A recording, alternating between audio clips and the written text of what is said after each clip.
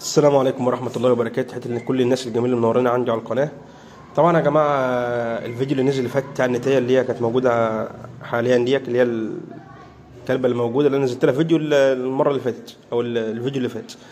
الكلبة دي ناس كتير جدا زعلانة بتقول ما بتكتبش سعر، ما بتقولش سعر. يا جماعة ما ينفعش اقول سعر، ما ينفعش اقول سعر. انت اتصل هتلاقي هقول لك السعر كام، عشان خاطر لو انت عايز تفهم حاجة فاهمها لك.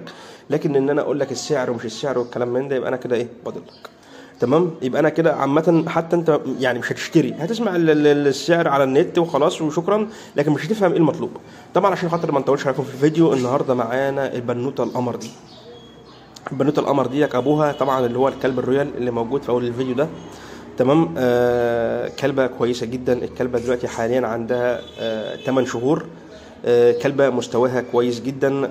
طبعا صاحبها بيتأسف جدا طبعا لعدم تمكنه في التصوير، يعني هو مش متمكن جدا في التصوير، يعني عشان يطلعها بشكل احسن من كده. هي كلبة على الطبيعة، كلبة محترمة جدا. ابوها كلب رويال، امها كلبة ملونة. امها طبعا هنشوفها في اخر الفيديو.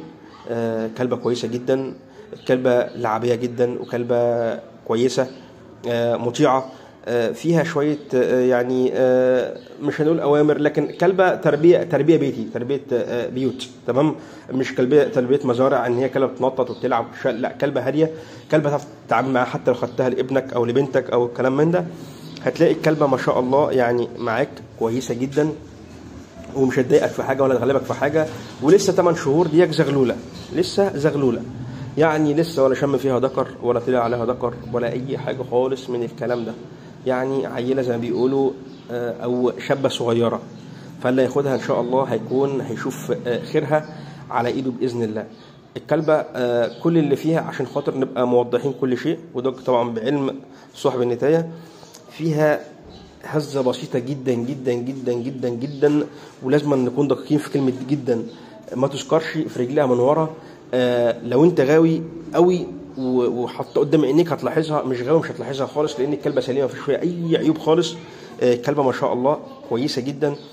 كلبه لون جهير، فيها شعريه عاليه، فيها لون كويس، لكن التصوير مش موضح لونها. طبعا ابوها رويال، يعني الكلبه دي لو انت رديتها على كلب رويال كمان ما شاء الله هتنتج معاك كلاب رويال محترمه، هتنتج معاك، هيكون معظم خلفتها رويال. طبعا احنا ما بنرد الرويال على البلاك انتان اللي هو الملون، بيرمي معانا كده وبيرمي معانا كده النص والنص. اما دي هتبقى اغلبيه خلفتها رويال، لانها ابوها كلب رويال وجدودها كلاب رويال. تمام. فالكلبه قدامكم يا جماعه، رقم تليفون صاحب النتايه هيكون موجود، اللي عايز يتواصل معايا تحت امره. السلام عليكم.